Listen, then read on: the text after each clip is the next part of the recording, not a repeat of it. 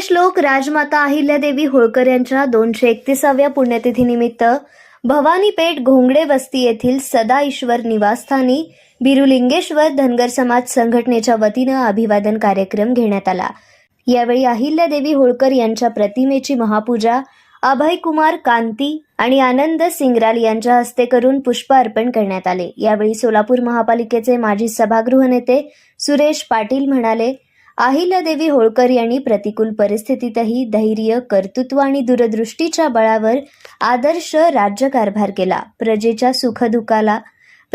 सुखदुःखाला स्वतःचे सुख दुःख मानून त्यांनी लोककल्याणाला सर्वोच्च प्राधान्य दिले। न्याय, समता आणि समाजहिताचा त्यांचा विचार आजही प्रेरणादायी आहे। त्यांच्या विचारांचा वारसा नव्या पिढीपर्यंत पोहोचवणे ही काळाची गरज आहे। तरुणांनी त्यांच्या कार्याचा अभ्यास करून शिक्षण, संस्कार, संघटन आणि समाजसेवेच्या माध्यमातून समाजाच्या प्रगतीसाठी योगदान द्यावे। अहिल्यादेवींनी दाखवलेल्या मार्गावर चालणे हीच त्यांना खरी आदरांजली ठरेल।